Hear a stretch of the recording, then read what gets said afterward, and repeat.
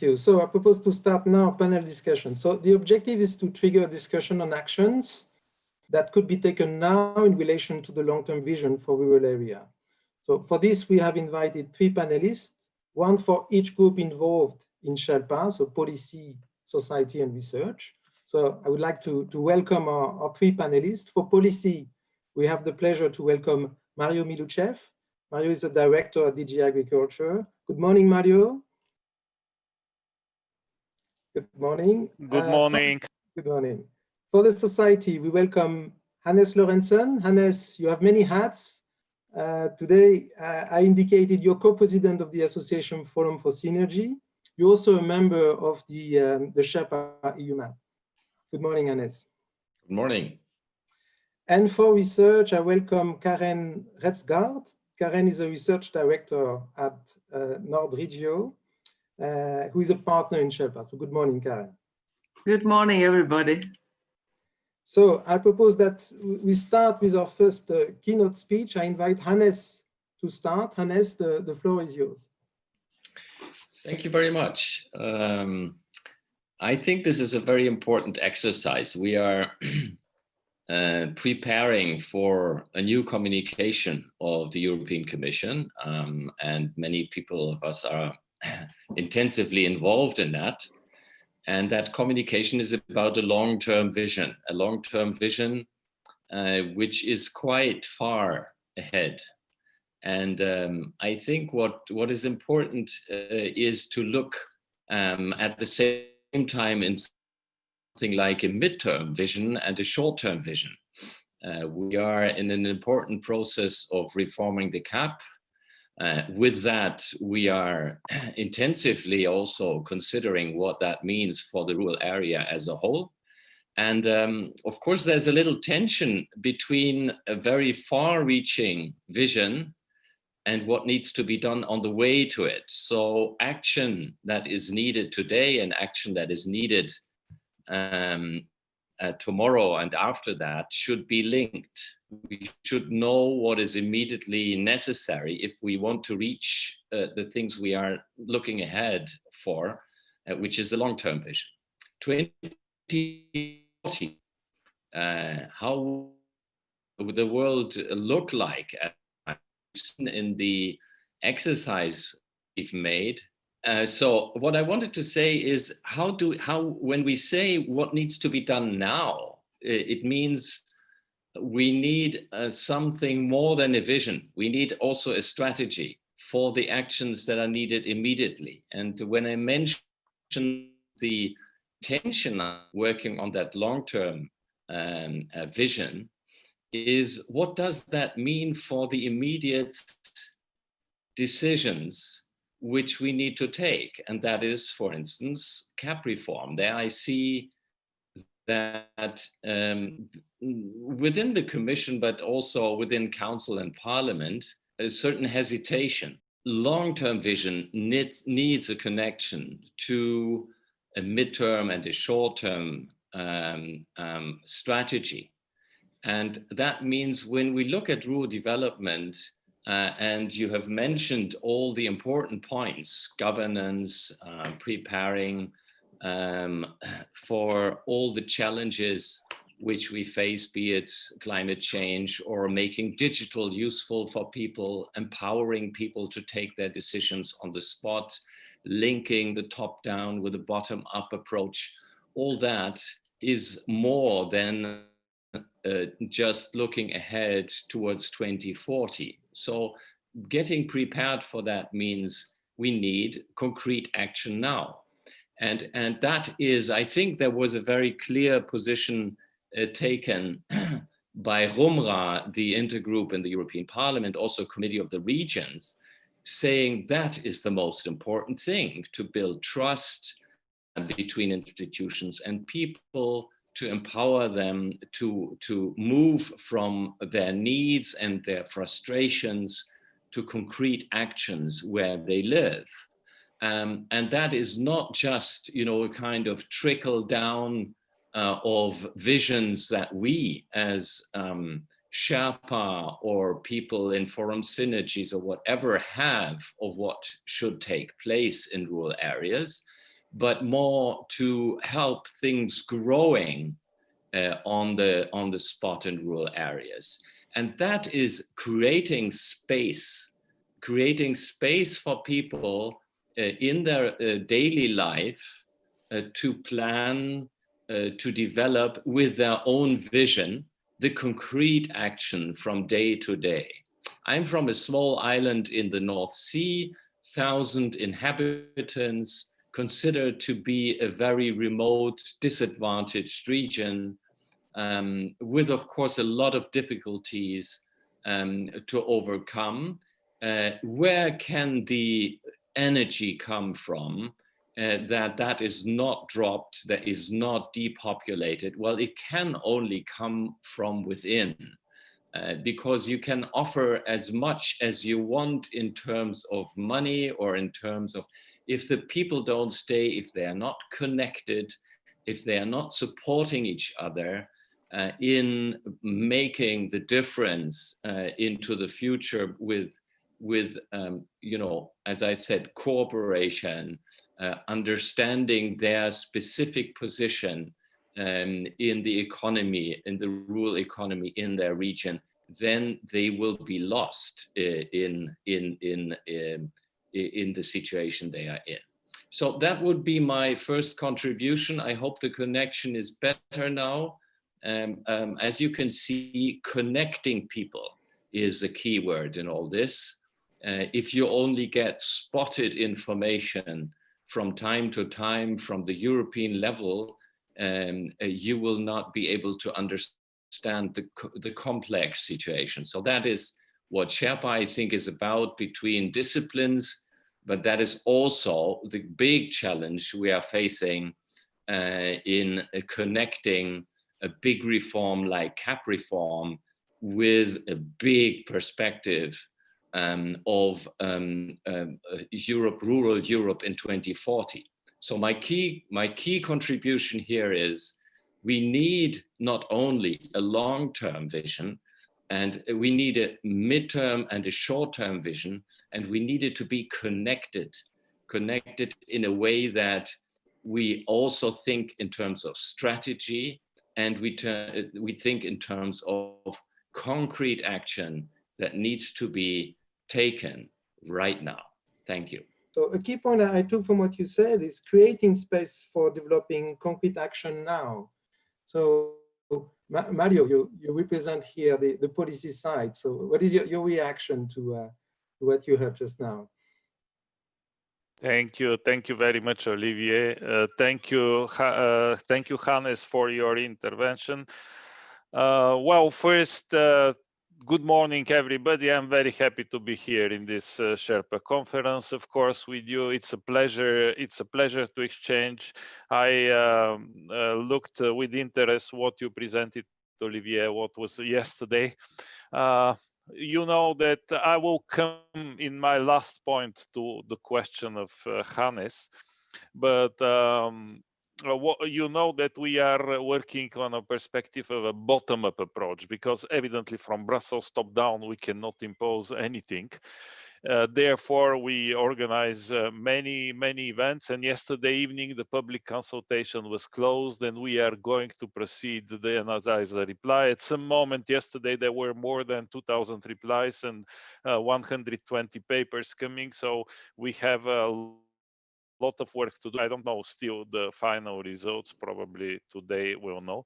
So we are listening very attentively. So today I will share with you some 7 simple questions which appeared when preparing the vision, and I would like that we start finding some replies together. And this is a little bit different perspective from what Hannes and from you discussed yesterday. It's a little bit the macro perspective. So the first question is about delivering services of general interest. And when I say this, I mean health, education, transport, water and electricity supply, broadband, post offices, police, and other. So these services of general interest in the rural areas should be with comparable quality to those in urban areas. this is a question of maintaining equitable living standards for all citizens and across all territories. However, costs of providing services of general interest in rural areas are higher. Studies confirm that per capita costs of most services rise with the decrease of the population density. Therefore, per capita investments in rural areas are naturally higher than in the cities. And the question comes, would the society, and when I mean the society, it's EU, it is member states, follow a cost effectiveness approach and therefore the general urbanization trend that we have now? Or is it in the interest of our society to make more efforts and investments to keep the rural areas and to develop them? So this is one of the central questions for the vision. The second question is about the data we use. Since long years, we use regional statistics, the so-called rural-urban typology. It is on a larger regional scale. And for rural areas, the degree of urbanization methodology that you know, I suppose, is much more appropriate. This might seem very technical as a question for you, but we will illustrate the importance. According to the rural-urban typology, the area of predominantly rural regions is 44.6% of the EU territory. According to the degree of urbanization, rural areas take 76.1% of the EU land. Quite a big difference. According to the rural-urban typology, the population of predominantly rural regions is 21.4% of the population, EU population. According to the degree of urbanization, the population in rural areas is 26.1% of the population. So the difference between 1/4 and 1/5 is quite big. The same is even more pronounced for some member states. For example, for Spain, under the rural-urban typology, the area of predominantly rural regions is only 16.9%. So we are telling the Spaniards only 17% of your territory is rural. According to the degree of urbanization, they take 73.7% of the Spanish land. For Lithuania, this is the last example I give, those figures are respectively only 13.7% compared to 82.7% of the territory. With this, I'm saying that if we have the right statistics and data, we cannot build a good rural policy. So what conclusions to draw? This is my question to you. What conclusions to draw for the rural vision? The third question is, can anybody of you tell me whether there is in Europe a place for central data collection or a place which we can call rural areas think tank? A place where in systematic way, all existing ideas are collected. And here, of course, I don't speak only about agriculture. When working on the rural vision, it appeared that it is key at EU level to collect, analyze, and consolidate in a structured way sound and good data and different ideas so that they feed the work of the policymakers. Would you agree, this is the question to you today, that we need this, or we can continue with we have many areas, of course, the ENRD, the European Parliament think tanks, the Committee of the Regions, the various existing NGOs, but do we have such a place? Do you think we need such a place? Fourth, it was mentioned diversity, but what does it mean there is a lot of diversity among the rural areas? Everybody agrees that we have a lot of diversity, but we have, however, different readings. One reading is that the complex picture following from the big diversity prevents us from having a coherent policy. And there is an easy way out to work, it is with averages. And on average, everything is almost fine with the rural areas.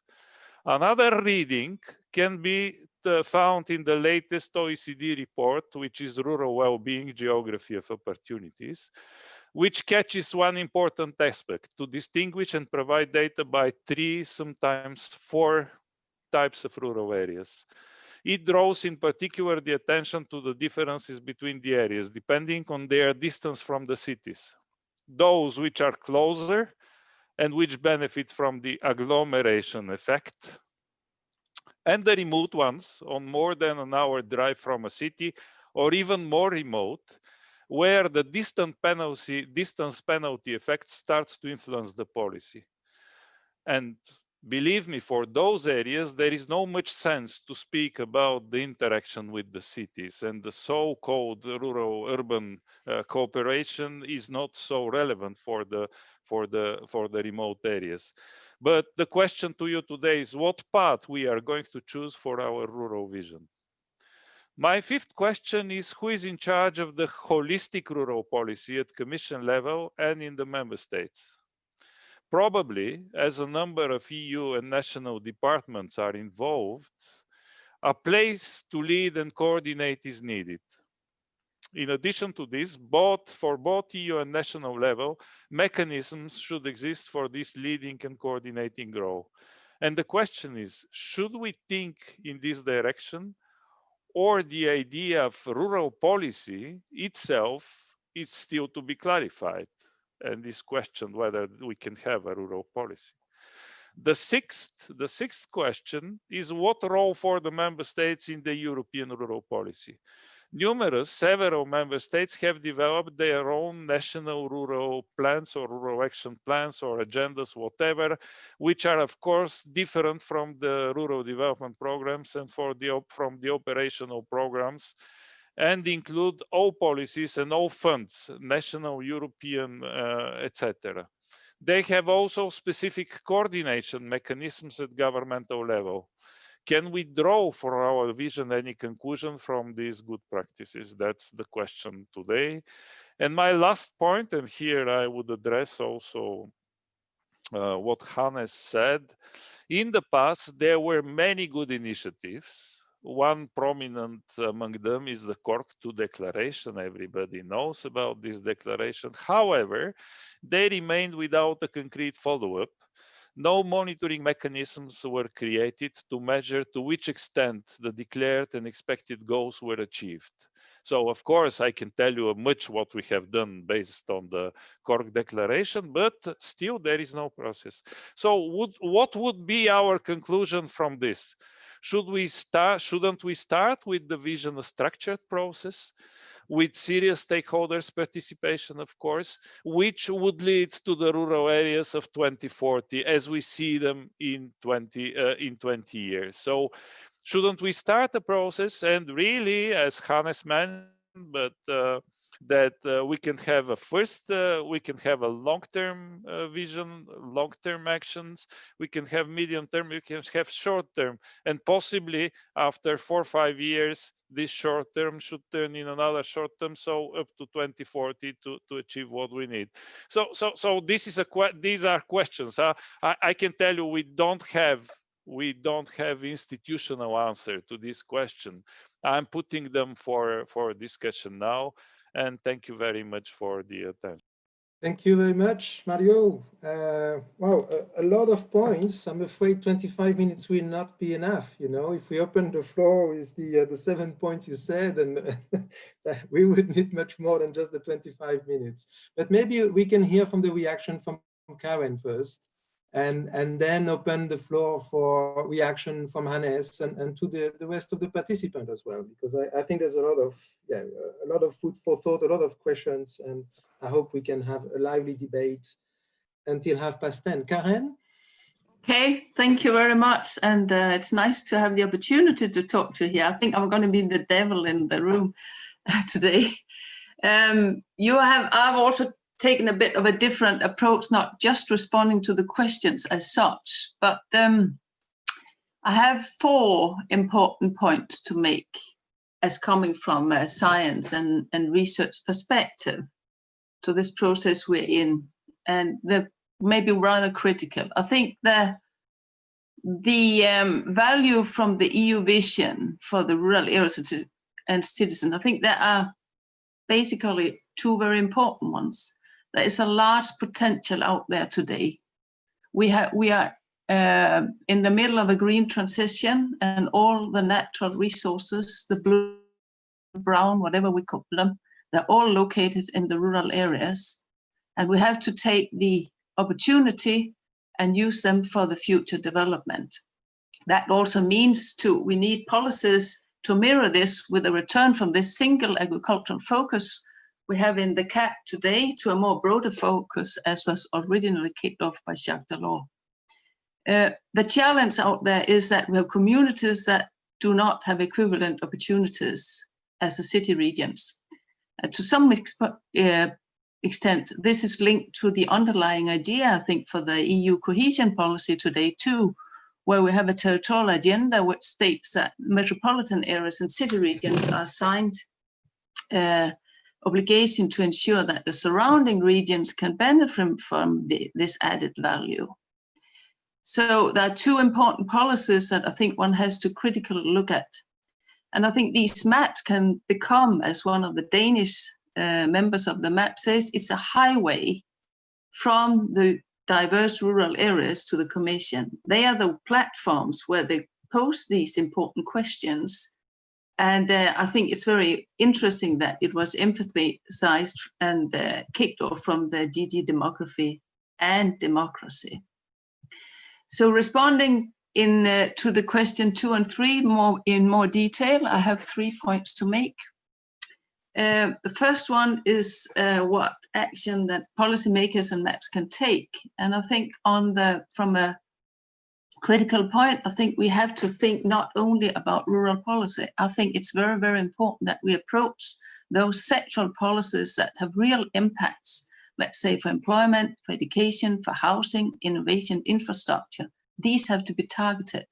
And in many national policies, they have much larger consequences for rural areas, the relatively small money that are for specific rural development.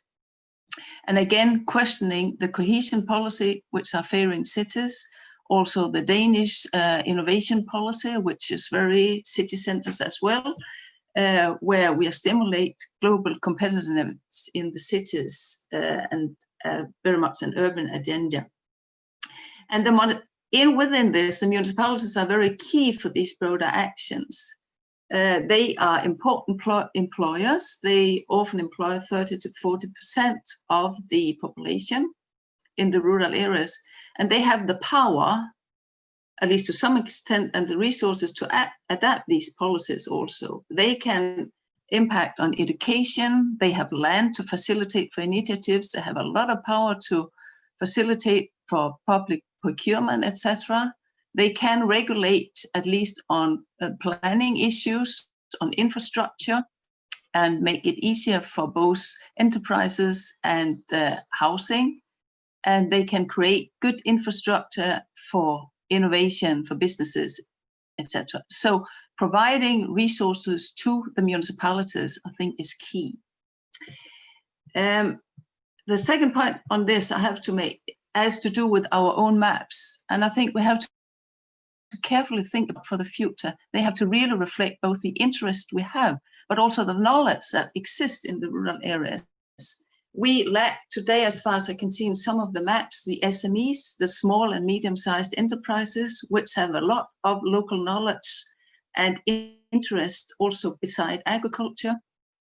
We have youth being mentioned yesterday very importantly, who are the future citizens of actors.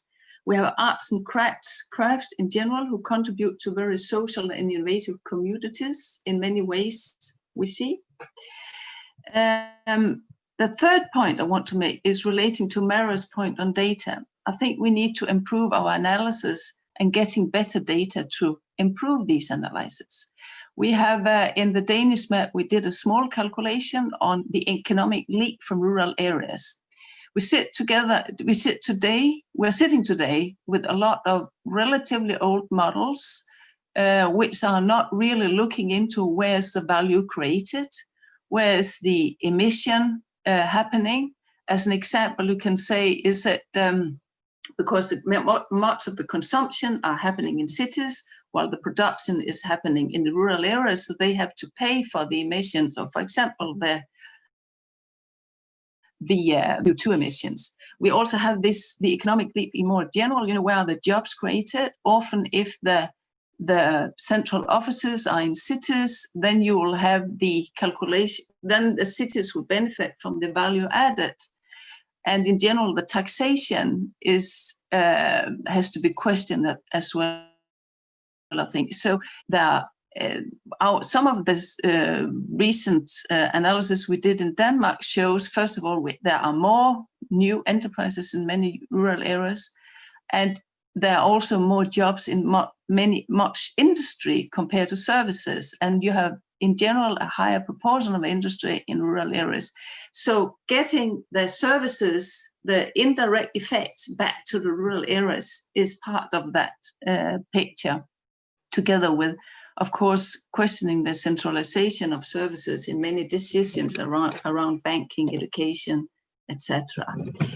So I think I just want to finalize that.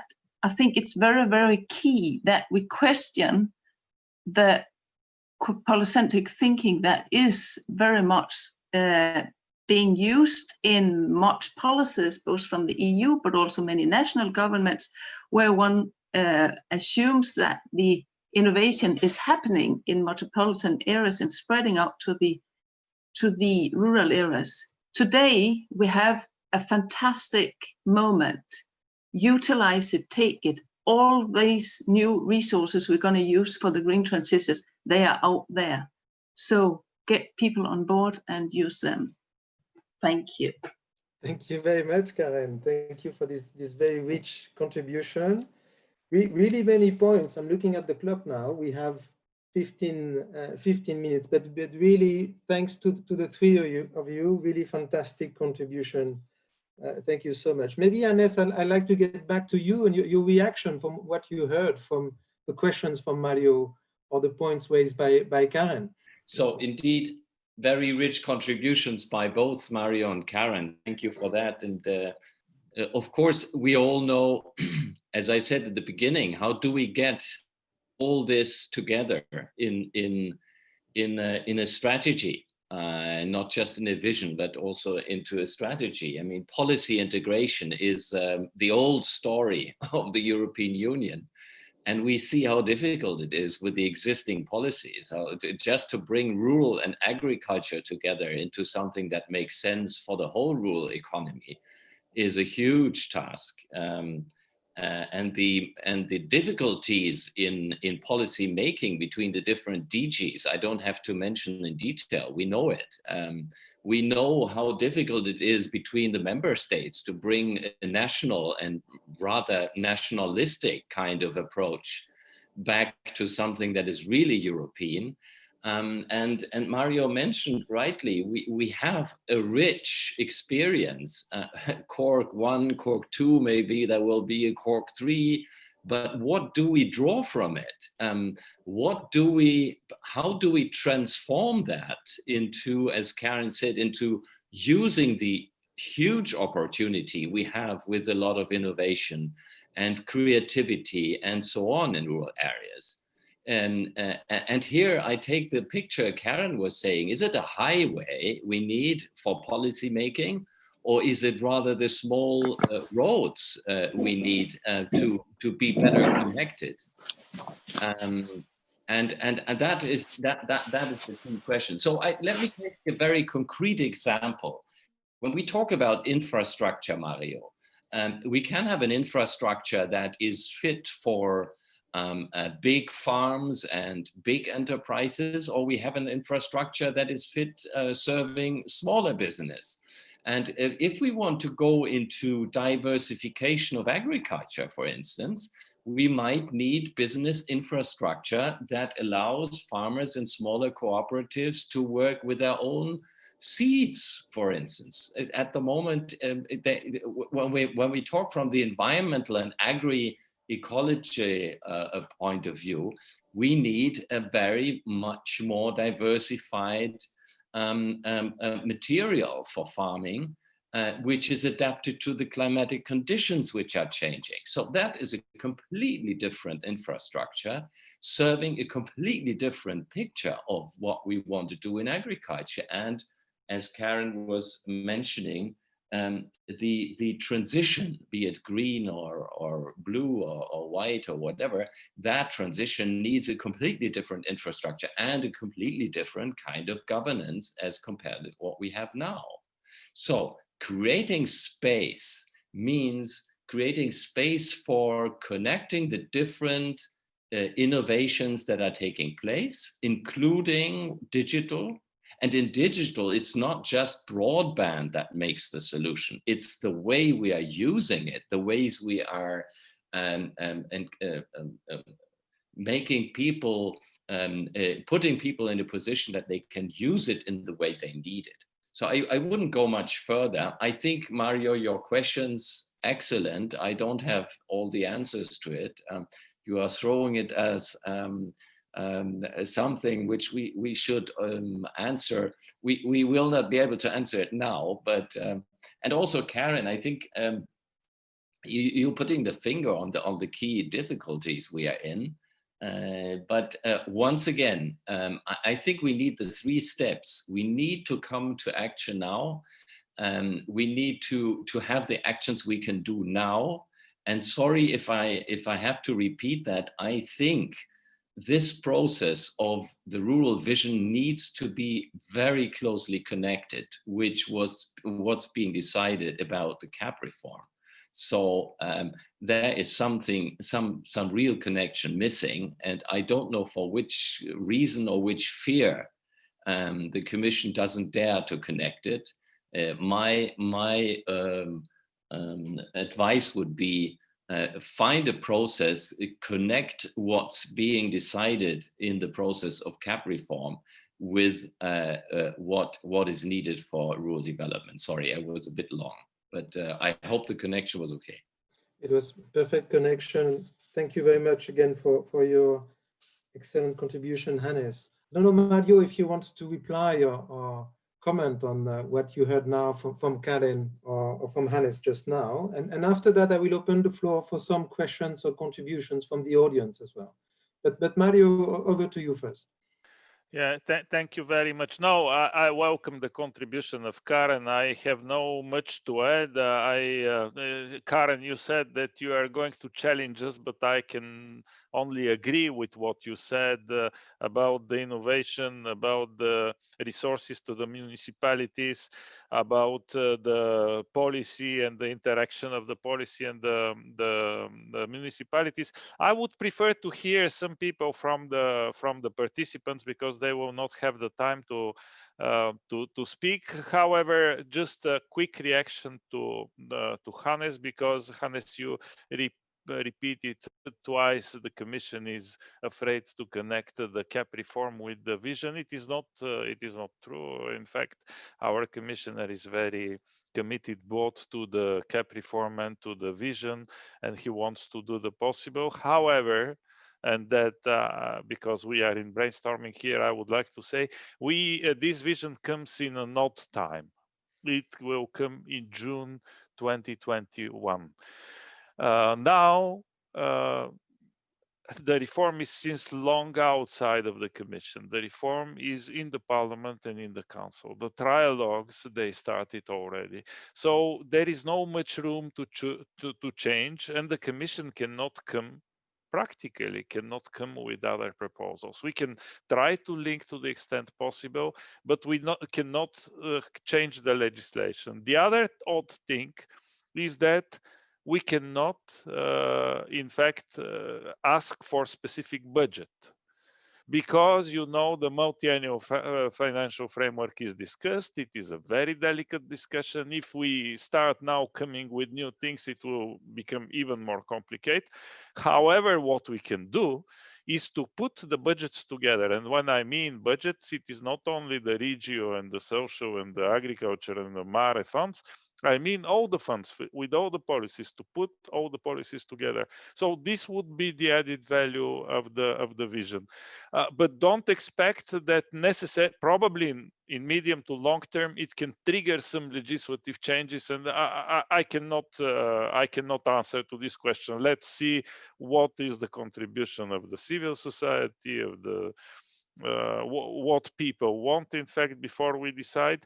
But now, immediately, and this is an initiative which is without an impact assessment, so it will be a simple communication which may trigger something. So for me, what is important with this vision, in my view, personal view, is that we put things together, we put policies and funds together, And the other thing is to create this process about which I spoke, to have some monitoring, to have some follow-up, and to see how we are going to 2040. But let's see. I said we are listening very attentively, and we ask everywhere where we go. We ask people, tell us what you expect from this vision. First, to see what people expect, and then to say, well, we in Brussels, in our headquarters, that's very important, the bottom-up approach of this vision. Thanks. Thank you very much, Mario. So I'd like to open the floor for the audience. I had one reaction. So there was this question from Mario on the data we use with the rural urban typology, and in SHERPA we've been looking at this, and I don't know if Samuel is in the group and could briefly react to that. Thank you, Enrique. Thank you, Olivier. Good morning, everyone, and thank you for this very useful discussion early this morning. I come back to Mario Milouchev's second question about data. Indeed, the comparison of the mentioned typologies shows many differences indeed. So my question is how to get out of this dilemma. I think this dilemma should not be an excuse for not moving forward. Indeed, of course, we need more research on statistics to improve our rural and urban typologies. But I think also it's important to give ourselves the means to create new measuring instruments, new monitoring tools, and new indexes. And in particular, Mr. Milouchev, what do you think about creating new regional well-being indicators, new indexes measuring the health of rural areas beyond GDP? In one sense, we need to improve our typologies, but in the other sense, we need to create new indexes beyond GDP, so to better grasp the reality of rural areas and their well-being. Thank you, Samuel.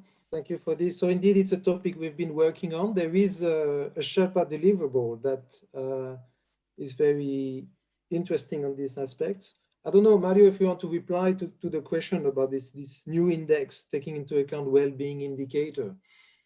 Well, I can share only my personal opinion because we have not discussed this. What I think is that we should create some ways of being able to follow the situation, to observe and to follow the situation in the rural areas. Of course, we should have some easy indexes, which are easy to follow, which are easy to collect, and then on their basis make comparison between the different periods. Well-being indicators beyond the GDPs, it sounds good. Let's sit down and to see concretely what we can do. Indeed, if you give in your contribution as SHERPA some good ideas, we can discuss them also with our colleagues from Eurostat, GRC, etc. It is not exactly Agri story. Thank you. So I have David Miller, Marion, and Reynolds. So it's from our SHERPA map in the UK, from our EU member from ILARD, Marion Eckert, and from the German map. So David, please. Thanks, Enrique, Mario, Hannes, and Karen. Thank you for those really stimulating comments. An observation from me is a reminder to us all that Europe's a major contributor to the debate about rural areas, but many of these areas are generically global. And as we're gathering new evidence, we're contributing to that global thinking, but we also need to be alert to the findings emerging from North America or Australasia and their investment in leading edge research, which goes alongside that of the Horizon programs. And so the observation I was going to make is about what we're learning now and what we need to learn going forward. And amongst the priorities, it seems to me, to help with the delivery of some of the thinking in rural areas is how people understand science and evidence. And by understanding how they understand it, we can explore how trust is built. So in COVID just now, there's a lot of uncertainty and variability in the data being used, but how are people reading that? How are behaviors changing? How are they reacting? And as we emerge from COVID, the cross-sectoral thinking about how that evidence has been used, I think might become even more important as we start afresh in some places a pathway going forward. So the final observation, it seems to me, is the importance of Horizon Europe is really critical in this. It has come out of, alongside crisis, it has come a useful time. And the European innovation ecosystem seem to me to be one of the key structures that can build and strengthen the different stakeholder inputs to delivering evidence base, which translates into the ground. And maybe, Mario, maybe it's from those innovation ecosystems that your rural areas think tanks might emerge. So our science needs to be outward thinking, our policy and practice needs to be outward thinking and global. And you've already put on the table some of the infrastructure. And I'm just posing the questions now as to what the research priorities will be, and uncertainty and variability seem to be very high up that list to me. For the next one, we have two more. So Marion, please quickly your statement or question. I don't know if we will have time for the panelists to answer, but at least your statement quickly, and then I give the floor to Reino. Yes, thank you. I really enjoyed the presentations, and I think it is so important that we really go into this monitoring and how to make it real, the long-term vision on rural areas. And I am worried about that step actually very much. And I was wondering how you have been thinking in the Commission, how we can make member states go along with this, because with ILARD and CLLD, this is where we normally meet obstacles on the member state level or on regional, if the programming is on regional level. So I think going for solely voluntarily, I think I'm not really sure if that will work. For example, we have now already CLLD is possible in all member states, but not all are doing it, far from. So yes, I'm worried about that very much, and we must think about that, how we can make things be reality and not only nice visions and strategies. And also one more point, like for example, Sweden is one of those countries with a good example of having a parliamentary agreement on rural development. And I think out of 89 or something points, I think 3 have become reality so far. So monitoring is really important. Thank you, Marion. I think you raised very important points. I don't know if anyone would like, from the panelists, would like to react, or we keep it as a point that will go in the report. I think I cannot resist myself for asking you if you have any reaction. Otherwise, I don't see. Okay, so yeah, Mario. Yeah, this was one of my questions, because there are, as I said, several member states with rural plans which are not our programs or the operational programs. For example, last year, France elaborated such plan. I have read the Irish action plan, which is very, very good, and which has some years ago was approved. So the others I didn't read because they are in languages that I don't know. The point is that with this communication, there is no legislation, as I said, after that. So the only thing that we can do, if we decide to do so, that's why I asked you a question, is to invite the member states to work in this direction.